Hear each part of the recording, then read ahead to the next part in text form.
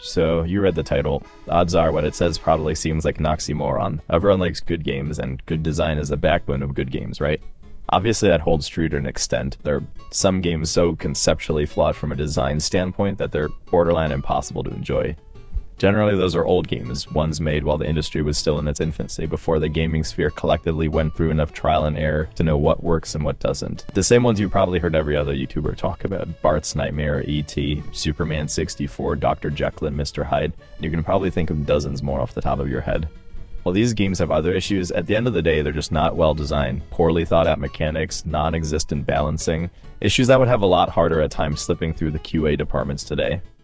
As a rather obscure example, let's take Robopon, one of the Pokemon clones of the 90s and easily one of the worst balanced RPGs I've ever played. The character attributes are never explained, the type matchups are redundant and nonsensical, all enemies drop a random amount of energy balls regardless of level, the EXP system is terribly unbalanced, encounters will vary wildly in difficulty within any given location. Basically, there's a litany of reasons Fry never caught on as a Pokemon clone beyond the hideous character designs. But you know what? I like Robopon. Design-wise, it's a mess, so you probably think I hated it, but when I first booted it up on an emulator, it was hard to put down. Everything about it was so weird, so foreign, so unconstrained by modern conventions. I had no idea what was going to happen, what weird mechanics or directional changes would pop up. I wanted to see what came next because since the design was all over the place, I had no idea what would come next. Compare this to Pokemon, especially later gens when it got even more designed by committee. You could always guess what was coming next, and I don't mean from a story perspective, I mean from a gameplay perspective. It stuck by its conventions throughout. It was consistent, but because of that, it started to feel less alive and more like a product. Let's take a look at another example, the New Zealand story. It's one of those quarter munchers that'll use any excuse to kill you. It wants you to die over and over in ways that are difficult to avoid. No game studio today has the balls to make a game like that. Anyway, when you get to the first boss, you have every reason not to let it eat you. But the thing is, you have to do that. You need to just stand there and let the Vineyard Vines logo swallow you whole, despite there being no indication that that's how you progress. It's textbook bad design. But it's also one of the most memorable moments in an arcade game for me. It was just dumb luck that I found that out, but it really stuck with me. It's so unexpected, counterintuitive, bizarre, but that's why it's special. If you told the player in advance, informed them with a loading screen tip, or forced it to happen during a cutscene, it might be better designed, sure, but it wouldn't be nearly as memorable. Doing what you're told to do and getting rewarded for it isn't what you will really remember when you put down the controller. It's those moments when you got rewarded because of your own intuition, your own trial and error, dumb luck, or some combination of the three. Minecraft used to be full of what a lot of overly educated brainlets might call bad design. I think the Nether portal is a great example. If you played Minecraft in the early days of its popularity, you never would know how to get to the Nether without either watching a video or reading a forum post about it. A whole side of the game was locked behind outside knowledge, the kind of stuff you'd have to stumble upon on YouTube or hear from a friend. But the thing is, that's one of the things I remember most from back then. It's crazy, right, when you first hear of it? A hell dimension that you only access by building a very specific structure and lighting it on fire. But the video, it's right there, you're watching it. It's not just a rumor, it has to be real. So you boot up Minecraft and try it out, and yeah, there it is. The game had nothing in the way of tutorials, so to get the most out of it, players had to engage with the community, with other players who enjoy it. Now, if you play Minecraft, you'll see these hideous ruined portal structures that hint at how to build an actual Nether portal. They're added specifically to address this, a way for players to discover how to build them without needing outside assistance, without needing to look it up. And would you believe me if I said every single thing Microsoft-owned Mojang does follows the same design principle? They can't add something for the hell of it. They can't add something that might be confusing or obtuse or require a community to discover. It all has to be some part of a larger mechanic or curated experiences. You know, they planned to add fireflies a while back. The idea was that frogs could eat them and produce glow blocks or whatever they're called. When Mojang shifted to having frogs eat magma cubes instead, since real-life frogs don't eat fireflies, the bugs were cut. They would serve no purpose otherwise, so they had to be removed, right? To that I say, it's missing the core essence, the soul of game development. You don't have to add something for some nebulous idea of good design or corporate-dictated quality control. You should be able to just create something for a reason as small as, I think it'd be cool. That's what happened to the killer rabbit, too. It was a Monty Python reference, a rare spawn that would cause a normally passive mob to become a menace. It got removed, though. The reason? It would confuse and frustrate players that didn't get the reference. Again, I have to ask why that matters. It was added because the devs thought it would be fun, and they wanted to put it in, not because everyone needs to get it, not because everyone needs to laugh at it. Can't it just exist because that was the developer's vision?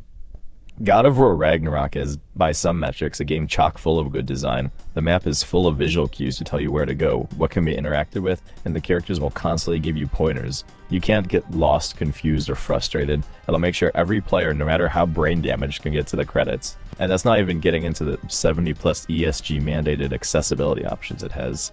So tell me, why is this well-designed game so mid? They had probably hundreds of employees from wages to bigwigs all go over it to make sure every design decision was good, but the game isn't fun, let alone memorable.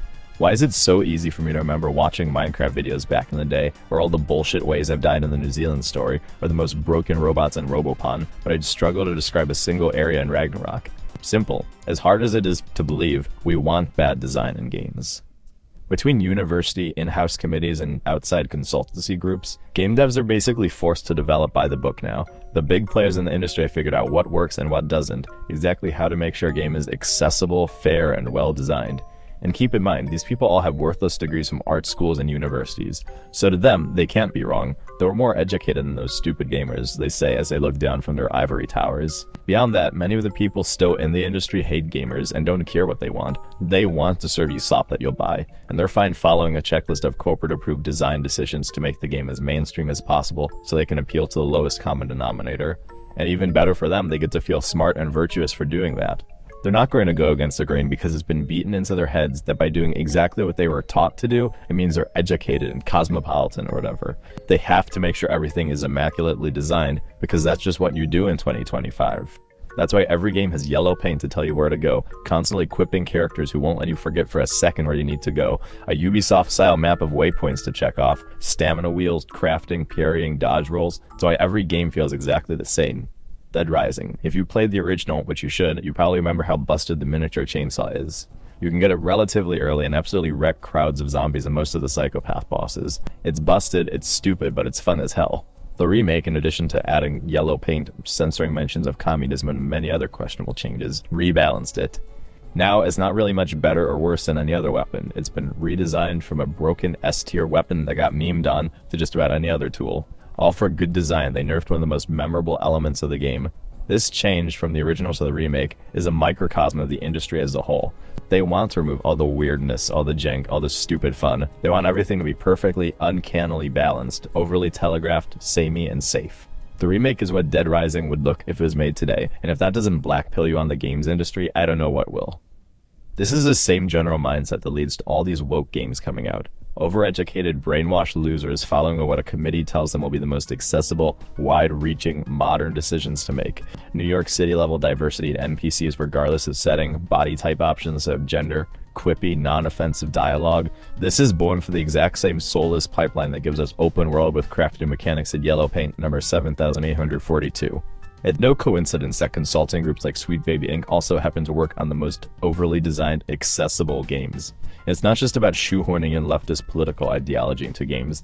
They also have a vested interest in giving us these soulless, well-designed games. After all, if a game is difficult or makes players think, it might filter someone bad at games or someone stupid, which would be ableist according to these people, and that's one of the worst things to be called on Blue Sky, right? The decline in story quality in video games is also due in large part to this too, but that's a topic for another day. I mean, these people, I've been told throughout their whole careers that they're smart and virtuous for following the dogma. So everyone who speaks out looks like an uneducated fascist to them. That's why they'll never listen and never change. And that's why we get woke, polished, overly designed, and unfun slop. And it worked. All the normies, the ones who buy Assassin's Creed or Pokemon or whatever else year after year, they love it. They eat the slop up like happy little pay piggies because they like boring, safe, polished games. They lack the critical thinking to say, this is too perfect, too polished. They don't really care enough about video games to see so many of the all-time greatest games have moments or hold mechanics that wouldn't be possible today because of an industry obsessed with good design. They'll just keep paying the big-name studios for their overly polished games and get ready to play the next one. And as long as the industry abides by that checklist, which it will, is not going to change. The normies will happily open their wallets and be satiated with soulless mediocrity, not art, but slop for them to consume and ultimately forget. So what now? Thankfully, there's a backlog of games longer than anyone could play in their life. SNES, PS1, or if that's too old for you, the GameCube era, and even the generation after that had a few good years until all the developers realized there was a quote-unquote right way to design games. The games that lack this good design, they're unpolished, rough around the edges, and probably have some questionable mechanical choices. But you know what they also have? They have soul, they have heart, they have the human touch. They have decisions so bizarre and unfathomable that you can tell, yeah, that wasn't decided on by some committee. That was just one weird guy who got to do what he wanted. That's why I love games. That's why I fell in love with games in the first place. And when that soul is being slowly drained from the industry, how can I say anything else besides this is what's killing games? Alright, that's about it. Do the things the algorithm likes, and I'll see you next time. Bye-bye.